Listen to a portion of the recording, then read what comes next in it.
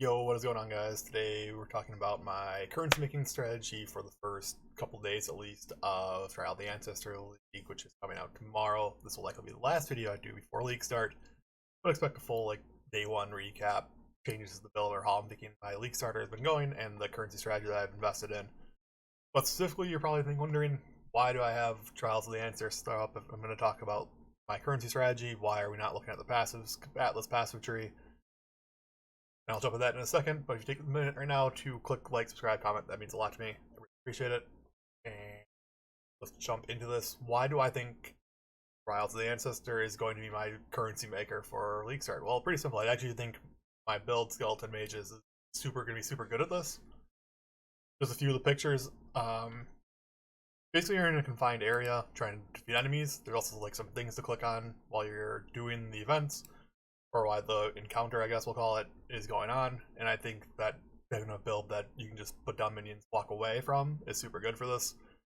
And I think we'll be able to farm this event pretty well. As to why I think this is super valuable, it's basically all tattoos.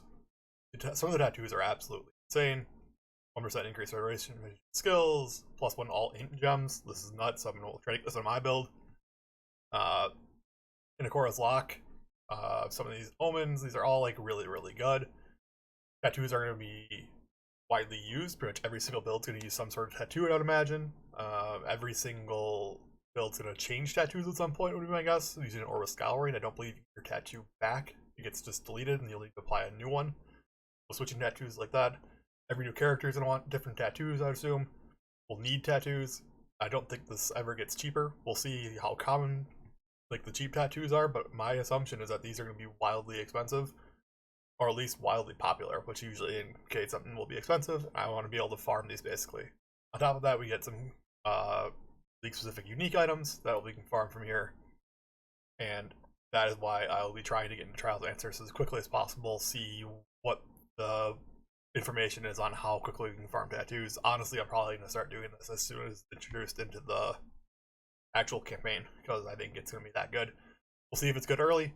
I'm going to try it out right away. I'm going to slow down my campaign progression to try to get some tattoos early. Alright, let's jump into my PoE planner. Obviously, this is the good old way of making currency, is just allocating your Atlas passive tree well. Nothing's really, there's been some changes to the passive tree, things that moved around, but I think the core strategies are still going to be the same. So this is going to be my starter kind of passive tree for my build.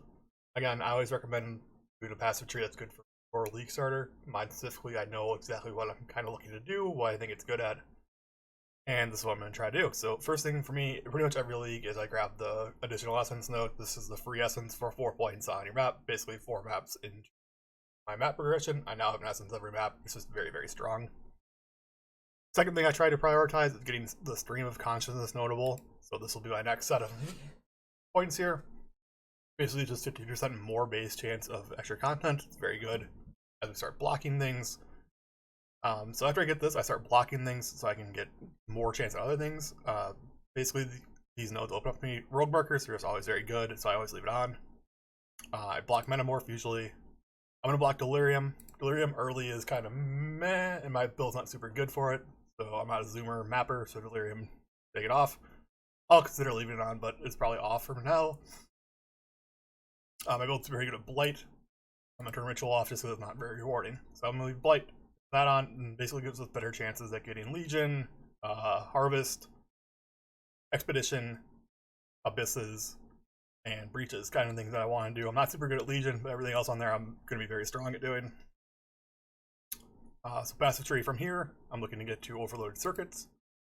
Overloaded Circuits is a new notable. I made pretty much a whole video of this that was not 100% correct on the way it acted. I was going to plan using the essences to now get the other essence notables. That's not the way it works. They can still choose a notable that you already have allocated. I think it's still super strong. This will make the essence Kirok map cost 4C, as long as I can sustain having 4C per map added to my value of my maps. This is going to be super strong. I basically get 3 essence notables for free. I'll use this until I can actually get the points to allocate these. This is my starter. There were some changes that I think are really important here, as it is harder to get higher tier maps. You'll see that there used to be a couple of like Shaping the Mountains, this will be the next pick. Having the percent chance to get higher tier maps is very important. You'll see our 15, 5, and 5, so that's 25% from here. There used to be another one over here. It's got moved way to the side. It's a little more out of the way. Take a gateway to get over there easily, but the way they move things around, it's actually way more difficult to 100% plus 1 higher tier maps. So what I'll be doing instead is I'm going to actually try to get to Expert Reconnaissance, which gives you increased Atlas scouting reports. Scouting reports start off very popular as a way to progress through your maps. You can basically re-roll the map options that Kirik offers you and try to get some that you haven't completed yet. I find it very strong early in the season.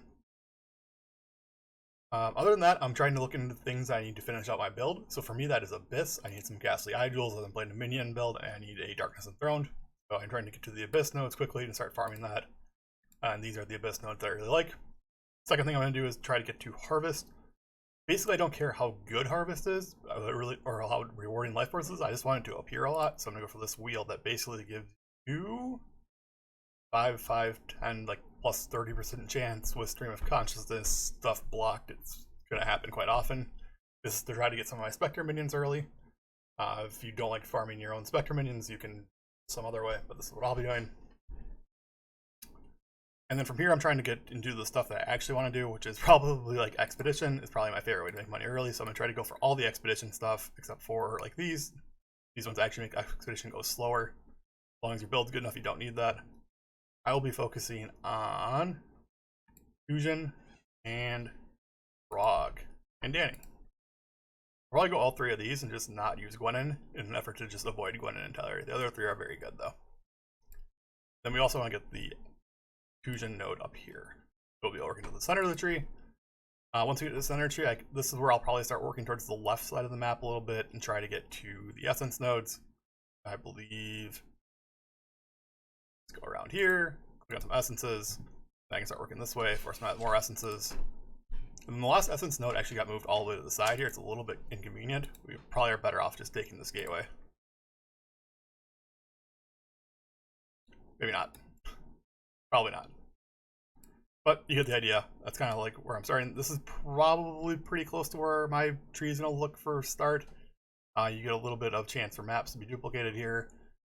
Map drop's always good early, so that's what I'm going to be looking to do. But this is just my start, and you see this is 100 points allocated, so this is probably in pretty deep into the map progression. This is probably, we finished up all our white and yellow tier maps and working on reds, and this is where we'll be at. From there, we start talking about like alter strategies. I'll be looking at doing the Maven stuff. So this is my starter to get some incoming currency, get logbooks rolling, get essences rolling, kind of get all the stuff that I want. And in the meantime, I'm going to be just constantly blasting through. It's inefficient. I literally can't stand that. That was inefficient. Okay, fixed. Get through this and blasting through my Trials of the Ancestors. I'm going to try to get in there as much as possible. So on top of doing all this, Trial of the Ancestors, I think I'm going to try to make it my moneymaker for the league, at least for the league start. Go from there. Anyways, league starts tomorrow. Leave a comment down below if you find something that's helpful or have any questions about league start strategy. I love looking at the passive tree. It's actually one of my favorite parts of the league, just getting into the game and thinking about passive tree and how to make currency in the game. So leave any questions down below. Other than that, I will be streaming live tomorrow. Probably pretty hard for the first week at least. You just go no life for me. So make sure to check out my Twitch link down below and click follow, subscribe for day 1 through week 1 update videos on Trial of the Ancestor League. Thanks for watching.